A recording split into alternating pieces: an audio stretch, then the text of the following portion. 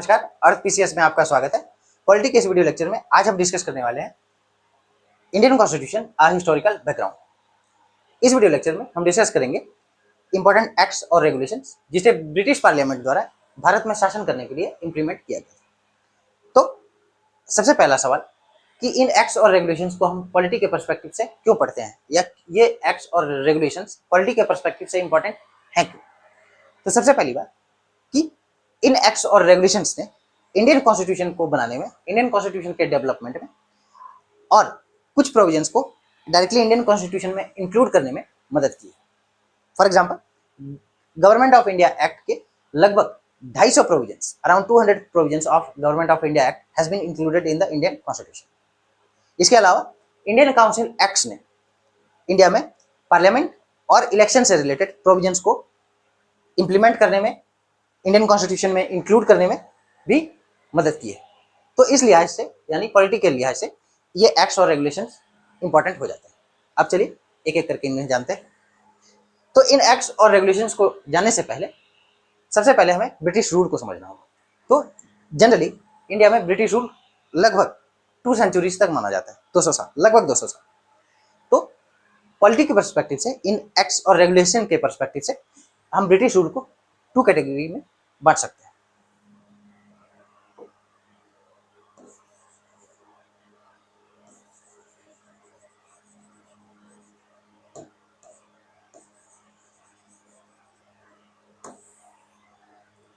कौन सी 2 कैटेगरी?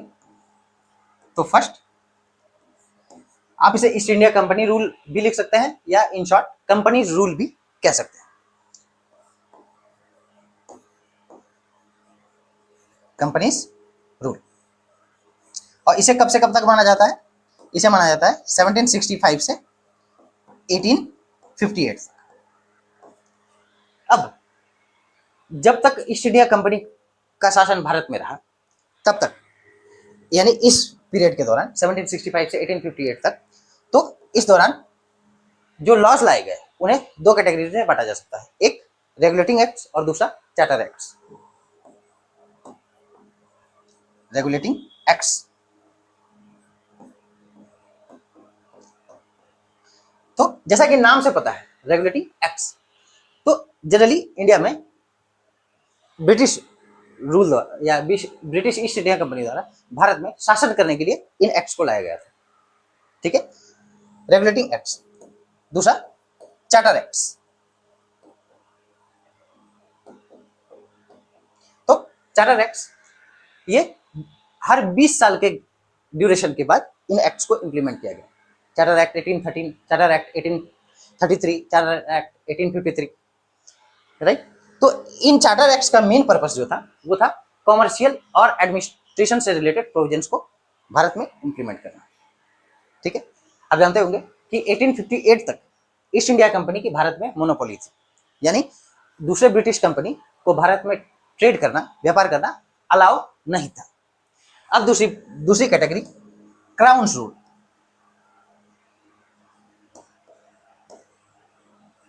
तो after revolt of 1857, right, British Crown took the administration in their own hands from East India Company, right? यानी east India company के हाथों से भारत के शासन को ब्रिटिश क्राउन ने अपने हाथों में ले लिया, और भारत की आजादी तक, means till independence, means 1947 Bharat में क्राउन रूल रहा, ना कि कंपनी रूल। तो कब से कब तक ये? From 1858 to 1947। और इस दौरान जो भी एक्ट्स और रूल्स, लॉज लाए गए, उन्हें भी हम देखेंगे। ठीक है, तो सबसे पहले हम देखते हैं कंपनी रूल्स के ड्यूरेशन में जो भी रेगुलेटिंग एक्ट्स और चार्टर एक्ट्स आए, उन्हें सबसे पहले देखते हैं। तो सबसे पहले हम शुरुआत करेंगे, जैसा कि मैंने पहले ही आपको बता दिया, रेगुलेटिंग एक्ट्स और चार्टर एक्ट्स में डिफरेंस क्या है। तो simply, regulating acts enacted to supervise and reform the functioning of East India Company in India concerning governance and territorial administration। तो जो भी लॉज बनाए गए, किस लिए? गवर्नेंस और टेरिटोरियल एडमिनिस्ट्रेशन से रिलेटेड, उन्हें रेगुलेटिंग एक्ट्स कहा गया। और चार्टर एक्ट, जैसा कि मैंने कहा, ये कॉमर्शियल और एडमिनिस्ट्रेशन और एडमिनिस्ट्रेटिव एक्टिविटीज से रिलेटेड जो भी लॉज लाए गए, उन्हें चार्टर एक्ट्स कहा गया। Concern with commercial and administrative activities. बस इतना ही आपको याद रखना है। Now first act, regulating act 1773। तो जब भी आप कोई एक्ट पढ़ें तो सबसे पहले उसके पीछे रीजन जानें कि इस एक्ट को इंप्लीमेंट करने का, लाने का रीजन क्या था, सर्कमस्टेंसेस क्या थे, परिस्थितियां क्या थी। तो सबसे पहला इस एक्ट के पीछे जो सर्कमस्टेंसेस थे वो थी grant of diwani rights to East India company by Indian rulers. तो आप जानते होंगे after battle of Plassey, battle of Buxar, आपने पढ़ा होगा मॉडर्न इंडियन हिस्ट्री में। उसके बाद ईस्ट इंडिया कंपनी का बिहार और बंगाल में एक तरह से कहें डोमिनेंस एस्टेब्लिश हो गया। ठीक, अब उसके बाद तो वहां के जो नवाब थे, रूलर्स थे, उनके हाथों से इन्होंने रेवेन्यू को कलेक्ट करने का, राजस्व को प्राप्त करने का अधिकार अपने हाथों में ले लिया। साथ ही दीवानी राइट्स का मतलब यही होता है, it means right to collect revenue and interfere in civil matters. Civil matters मतलब जैसे कि मैरिज, एडॉप्शन, प्रॉपर्टी, इन सबसे रिलेटेड जो भी केसेस होते हैं, इश्यूज होते हैं, वो सिविल मैटर्स में आते हैं। अगर आप जुडिशियरी से रिलेटेड है तो आप इतनी छोटी सी बात जानते हो। तो मेन वजह थी कि अब राइट टू कलेक्ट रेवेन्यू यानी दीवानी राइट्स किनके हाथों में आ गया था? ईस्ट इंडिया कंपनी के हाथों में। तो अब उस यानी इस एक्टिविटीज को कंट्रोल करने के लिए या एडमिनिस्टर करने के लिए इस एक्ट को इंप्लीमेंट किया गया। अब इसमें देखिए सबसे बड़ा जो मेजर चेंज था वो आया क्या?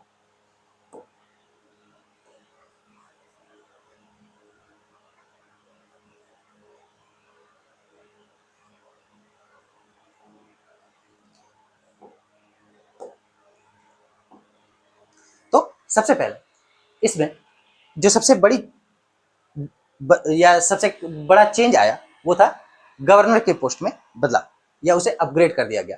ईस्ट इंडिया कंपनी का जो एडमिनिस्ट्रेटर था, जिसे बंगाल में स्टैब्लिश किया गया था बंगाल में रूल करने के लिए, उसे गवर्नर ऑफ बंगाल कहते थे।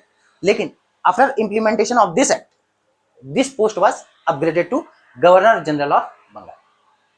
ठीक है, यानी simple first important point that governor of Bengal was made governor general of the company in Bengal. Post को अपग्रेड कर दिया गया। First important thing, who was the first governor general of Bengal? Right, it was Warren Hastings. Lord Warren Hastings was the first Governor General of Bengal. You can comment the period in the comment box. वो कब से कब तक बंगाल का governor general रहा, आप इस period को आप कमेंट बॉक्स में आंसर दे सकते हैं। दूसरा, governors of Madras and Bombay subordinated to him means governor general of Bengal in matters related to war और इमरजेंसी। तो अब देखिए इस एक्ट से पहले यानी before regulating act 1773, governor of Bengal, governor of Madras, governor of Bombay, ये तीनों इंडिपेंडेंट थे। लेकिन after implementation of this act, governor of Bengal become governor general of Bengal, post was upgraded, उसको बड़ा यानी उसमें बदलाव कर दिया गया। और साथ ही साथ जो मद्रास और बॉम्बे के जो गवर्नर थे उन्हें गवर्नर जनरल ऑफ बंगाल के अधीन लाया गया, सबऑर्डिनेट कर दिया गया उन्हें, both governors of Madras and Bombay. किस मैटर्स में? तो रिलेटेड विथ वॉर और इमरजेंसी, यानी कोई वॉर इमरजेंसी रिलेटेड कोई भी इशू होगा तो बंगाल और मद्रास और बॉम्बे के गवर्नर को बंगाल के गवर्नर जनरल से सलाह लेनी होगी, उसका आदेश मानना होगा। पहले ये दोनों इंडिपेंडेंट थे, यानी तीनों इंडिपेंडेंट थे। Next, 4 member council to assist governor general. साथ ही साथ एक 4 मेंबर की एक काउंसिल को इस्टेब्लिश किया गया, किस लिए? To assist governor general of Bengal. ये एक एग्जीक्यूटिव बॉडी थी, जैसे कि प्राइम मिनिस्टर या आप यूं कहें प्रेसिडेंट को असिस्ट करने के लिए एक काउंसिल ऑफ मिनिस्टर्स होता है, ठीक वैसे ही गवर्नर जनरल ऑफ बंगाल को असिस्ट करने के लिए एक 4 मेंबर काउंसिल को इस्टेब्लिश कर दिया गया। ठीक, अगला, अ supreme court independent of governor general and the council created at Calcutta. Currently इसे कोलकाता कहते हैं, तो कंफ्यूज नहीं होना है। यहाँ पे सुप्रीम कोर्ट, इस सुप्रीम कोर्ट का प्रेजेंट सुप्रीम कोर्ट से कुछ लेना देना नहीं है। ठीक है, so simply you must remember that a supreme court was established in Calcutta under the regulating act of 1773। तो ये 4 प्रोविजंस आपको मेनली याद रखने हैं। अब रही बात कुछ कमेंट्स की, तो ये एक्ट इंपॉर्टेंट था, why this act was important. तो first attempt of British government to regulate administration of company in India. तो जैसा कि मैंने कहा कि 1765 और 64 आते आते ईस्ट इंडिया कंपनी बहुत ज्यादा पावरफुल हो चुकी थी इंडिया में, तो अब उस कंपनी की एक्टिविटीज को रेगुलेट करना भी जरूरी था। तो ब्रिटिश गवर्नमेंट ने क्या किया, इस ईस्ट इंडिया कंपनी की एक्टिविटीज को, एडमिनिस्ट्रेशन को इंडिया में कंट्रोल करने के लिए, रेगुलेट करने के लिए इस एक्ट को इंप्लीमेंट किया। मान लेते हैं कि अभी जस्ट हाइपोथेटिकल सिचुएशन कि भारत की कोई प्राइवेट कंपनी है, किसी दूसरे कंट्री में जाती है और वहां पे अपना डोमिनेंस एस्टेब्लिश कर लेती है, वहां के एडमिनिस्ट्रेशन को कंट्रोल करने लगती है। तो इंडियन गवर्नमेंट चाहेगी ना कि उस कंपनी का उस कंट्री में, उस दूसरे कंट्री में जहां पे उसका डोमिनेंस एस्टेब्लिश हो चुका है, मोनोपोली एस्टेब्लिश हो चुका है, उसकी एक्टिविटीज को कंट्रोल किया जाए। तो वही बात इस एक्ट के द्वारा की गई।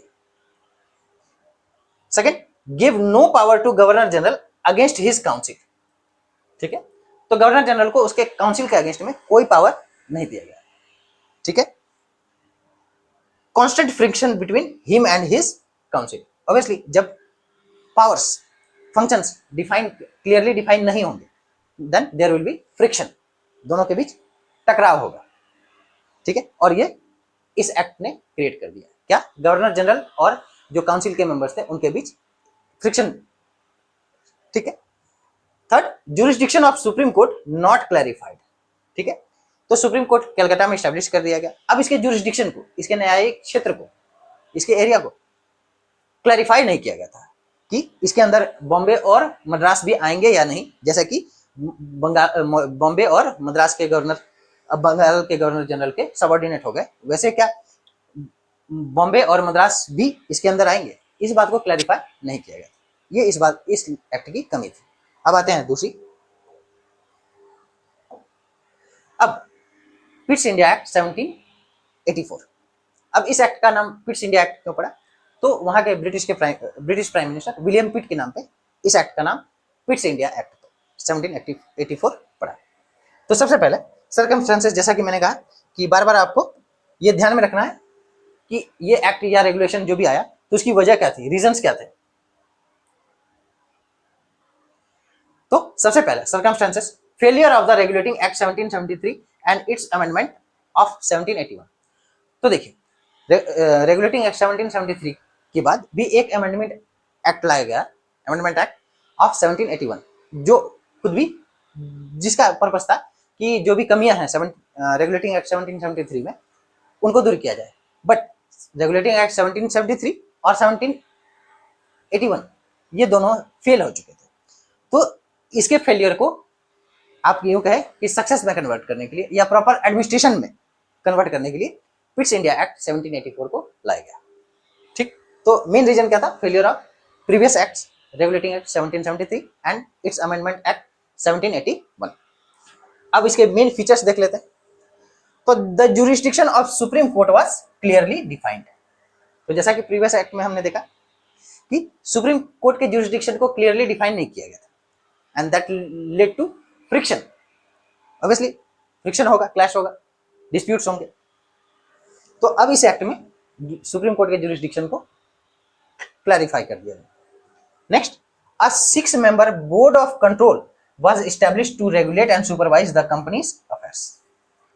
ठीक है, तो अब एक 6 मेंबर की बोर्ड ऑफ कंट्रोल को स्टैब्लिश किया गया, किस लिए, to regulate and supervise the company's affairs. East India company के अफेयर्स को सुपरवाइज और रेगुलेट करने के लिए एक 6 सदस्य वाली एक काउंसिल या बोर्ड ऑफ कंट्रोल को स्टैब्लिश किया गया, स्थापना की गई। Third, chancellor of exchequer and secretary of state were made ex officio members of the board. The board means this board of control. तो ex officio member means by virtue of his office, by virtue of his post. मतलब कि British के chancellor of exchequer, आप इसे finance minister के equivalent मान सकते हैं, एंड सेक्रेटरी ऑफ स्टेट इसे फॉरेन मिनिस्टर के इक्विवेलेंट मान सकते हैं। तो इन दोनों को बोर्ड ऑफ कंट्रोल का एक्स ऑफिशियो मेंबर डिक्लेयर कर दिया गया, राइट। और एक्स ऑफिशियो मेंबर का मतलब मैंने बताया by virtue of his office और post, means any person who holds that post or office shall be the member of board of control, right? For example, currently in India, the vice president is the ex officio chairperson or chairman of राज्य सभा. तो कोई भी व्यक्ति जो भारत का उपराष्ट्रपति होगा वो राज्यसभा का सभापति होगा, चेयरमैन होगा, right? In the same sense, fourth point, the Governor General's Council in India was reduced from 4 member to 3 member. तो पहले गवर्नर जनरल के काउंसिल में कितने मेंबर्स थे? 4. उनको घटाकर कितना कर दिया गया? 3. Fifth, governors of Bombay and Madras were made fully subordinate to Governor General of Bengal. ठीक है, यानी अब गवर्नर बंगाल के गवर्नर जनरल के अधीन बॉम्बे और मद्रास दोनों के गवर्नर जनरल कंप्लीटली आएंगे. अब कमेंट्स, इसके आउटकम्स देखिए. तो सबसे पहले, complete centralization of authority in the hands of governor general. तो ऑब्वियसली आप देख सकते हैं कि बंगाल के गवर्नर जनरल के अधीन यानी सबऑर्डिनेट कौन कौन हो गए? Governor of Madras and governor of Bombay. तो obviously there is centralisation of authority in the hands of governor general of Bengal. Second, governor general was given a casting vote in case of tie. तो casting vote का मतलब होता है कि you can not vote in the first instance. आप पहले चरण में वोट नहीं कर सकते. For example, Lok Sabha speaker, right, can not cast in the first instance. अगर मान लेते हैं कि फॉर एग्जांपल कि 100 मेंबर्स ने कुछ कहा, ठीक है, तो अब जब वोटिंग होनी है 100 मेंबर्स है, तो 100 मेंबर्स है तो 50 members, just an example, 50 members ने यस कहा, 50 मेंबर्स ने नो कहा. अब ये तो टाई हो गया, इक्वल. तो इस केस में ही गवर्नर जनरल वोट करेगा, right? That is called casting vote in case of tie, not in the first instance. यही अभी करेंटली लोकसभा स्पीकर के साथ भी होता है या राज्यसभा स्पीकर के, राज्यसभा चेयरमैन के साथ.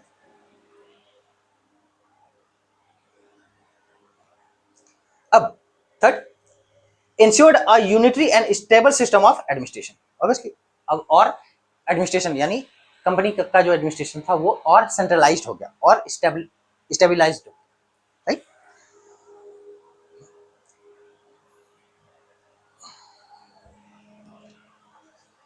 Next, curtailed the powers of directors and proprietors of the company.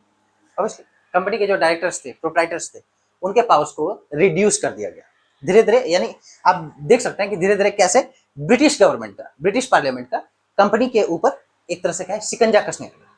एक स्ट्रॉन्ग हैंड स्टैब्लिश होने लगा, कंट्रोल करने लगी ब्रिटिश ईस्ट इंडिया कंपनी के अफेयर्स को, एडमिनिस्ट्रेशन को इंडिया में. कौन? British government. Next, enhance the control and authority of British government over Indian administration. मैंने पहले ही कह दिया. अब आते हैं नेक्स्ट एक्ट की तरफ, चार्टर एक्ट्स. ठीक है, तो पर्पस क्या था चार्टर एक्ट्स? तो it was related with commercial and administrative affairs, right? और इसमें एक खास बात थी कि it came after every 20 years. First charter act came in 1813 में, उसके बाद 33, देन 53. तो फर्स्ट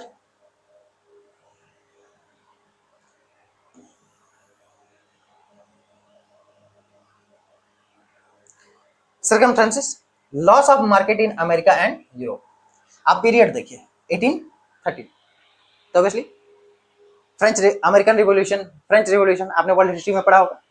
तो उसके बाद जब दोनों रेवोल्यूशन आए दोनों कंट्रीज में, अमेरिकन रिवॉल्यूशन और फ्रेंच रिवॉल्यूशन, ऑब्वियसली तो ब्रिटिश ईस्ट इंडिया कंपनी के जो मार्केट्स थे वो अमेरिका में और यूरोप के दूसरे कंट्रीज में भी कम होने लगे, यानी कॉम्पिटिटर्स बढ़ने लगे. तब तक फ्रेंच भी, या आप कहें कि फ्रेंच का भी राइज देखने को मिला, राइट? फ्रेंच रूट यानी फ्रेंच कॉलोनीज भी स्टैब्लिश होने लगी दुनिया के दूसरे देशों में, including they came to India, right? And they had a clash.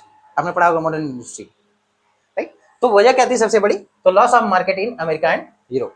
तो मार्केट जब लॉस होगा तो कंपनी को लॉस होगा, और कंपनी को लॉस होगा तो कंपनी उसे फिर से रीगेन करना चाहेगी. अब देखिए मेन फीचर्स। तो first, declared that sovereignty of British empire in India rested with the British crown, यानी जो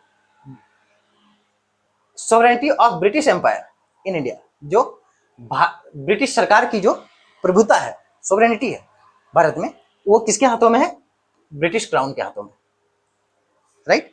इट मींस ये कहीं ना कहीं धीरे धीरे इशारा था कि हम कंपनी के हाथों से आज या कल भारत के शासन को अपने हाथों में ले लेंगे, और ऐसा हुआ भी after charter act 1858, sorry government of India act 1858, right.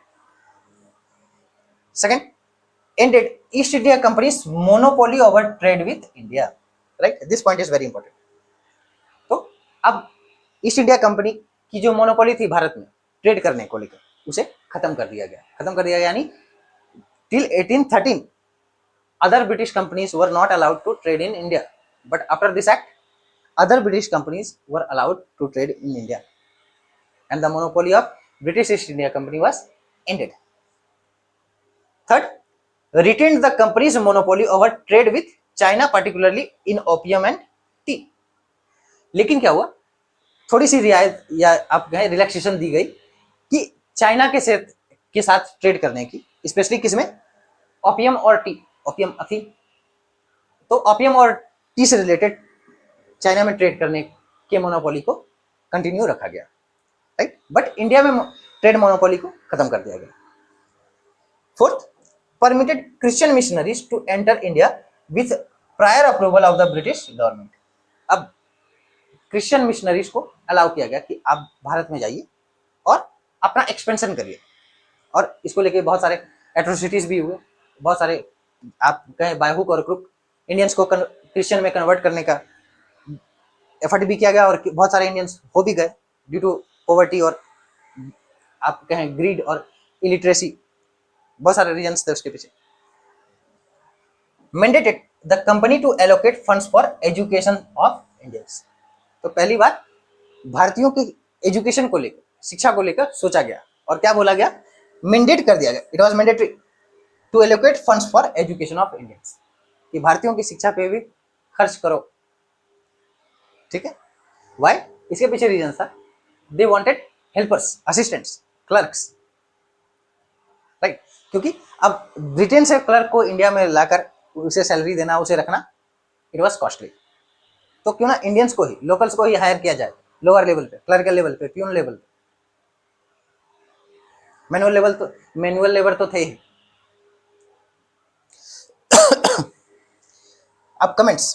तो British crown authority over possessions and administration of India was formally asserted, right, simple. The principle of state responsibility for the education of its subject was officially recognized. तो जैसे कि मैंने कहा कि इससे पहले Indians के एजुकेशन को लेकर कुछ बात या फंड्स को लेकर कुछ भी नहीं कहा गया, लेकिन इस एक्ट में ये मैंडेटरी कर दिया गया कि इंडियंस के एजुकेशन पे एक फंड का एलोकेशन किया जाए, एक फंड यानी पैसे को अलग से फंड का प्रावधान किया जाए। Third, east India company trade monopoly, ये तो मैं कह ही दिया मैं कि इंडिया में ईस्ट इंडिया कंपनी के ट्रेड मोनोपोली को खत्म कर दिया गया, हालांकि चाइना में ओपियम और टी से रिलेटेड ट्रेड को कंटिन्यू रखा गया।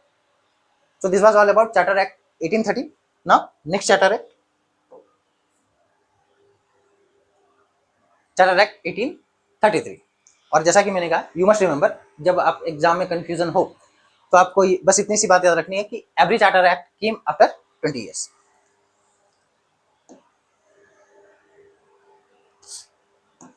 तो चार्टर एक्ट 1833, सर्कमस्टेंसेस क्या थे? अगेन धीरे धीरे और जो राइवल्स थे, यूरोपियन राइवल्स, फ्रेंच, डच, ये सभी उभर कर आ रहे थे।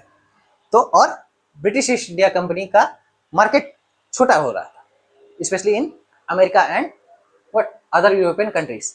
और अब तक क्या हो चुका था कि loss of market in America and industrial developments in England.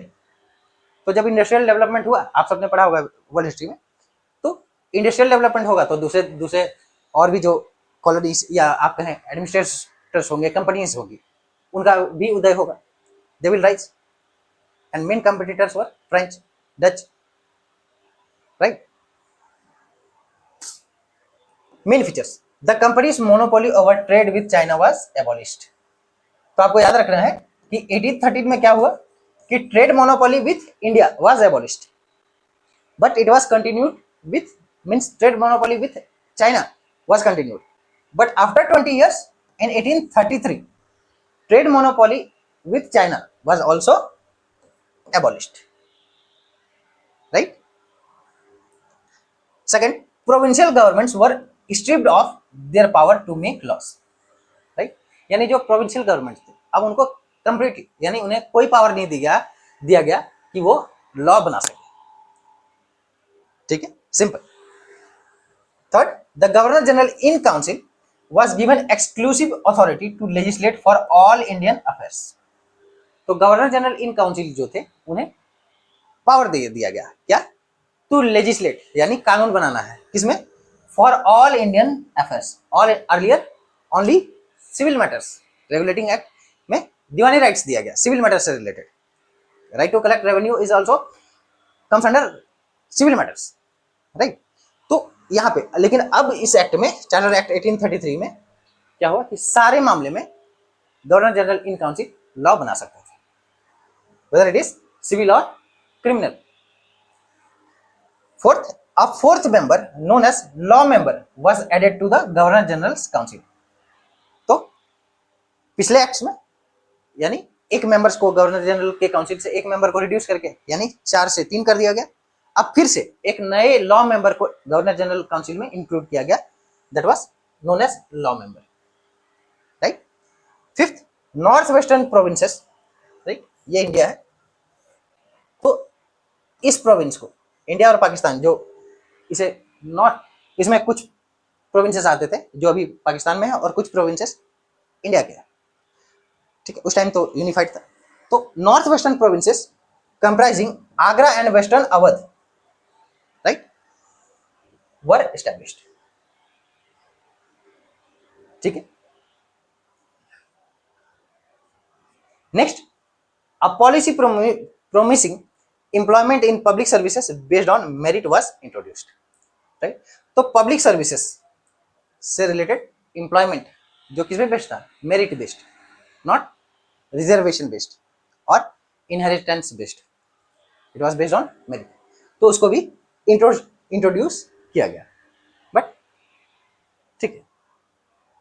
Next, अब कमेंट्स देख लेते हैं। It strengthened the position of central government, central government means what, the governor general and his council. Lord Macaulay, he was the law member, right, appointed as first law member of the governor general's council, ये point important है, right, exam के perspective से, prelims के perspective से ये point important है।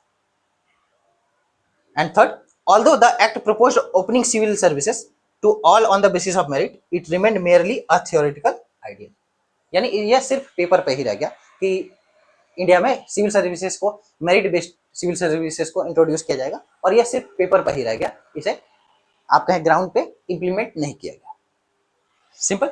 Now third and last, charter act 1853, तो इसके सर्कमस्टेंसेस क्या थे।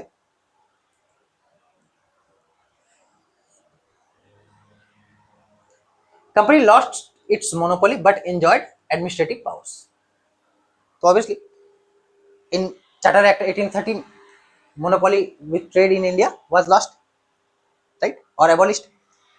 Charter Act 1833 trade monopoly with China was abolished, तो ईस्ट इंडिया कंपनी की ट्रेड मोनोपोली तो खत्म हो गई, ठीक है, बट क्या हुआ कि इसके एडमिनिस्ट्रेटिव पावर्स अभी कंटिन्यू रखा गया, right.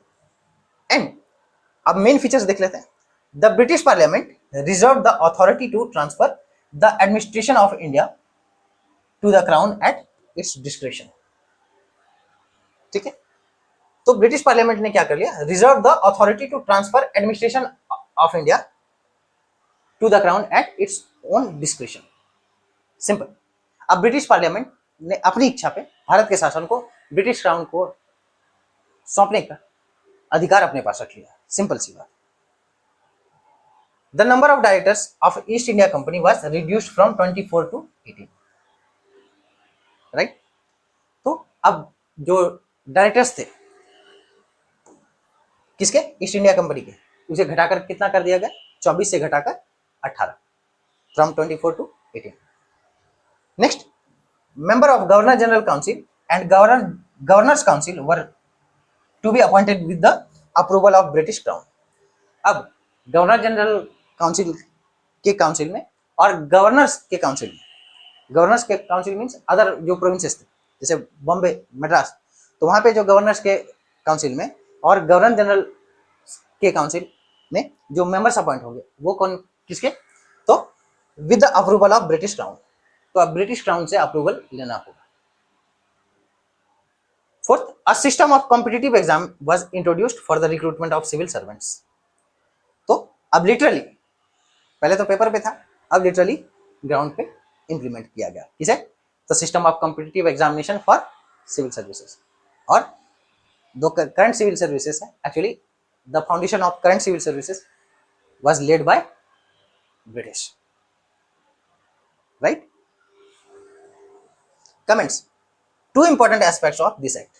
First, Crown could assume to itself government of India at any time.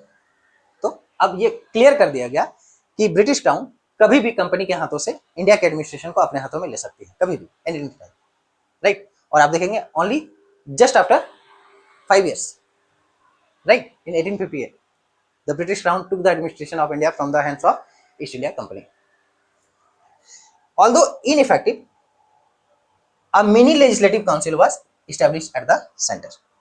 Obviously, एक मिनी लेजिस्लेटिव को सेंटर लेवल पे एस्टेब्लिश कर दिया गया। This was all about charter act 1853।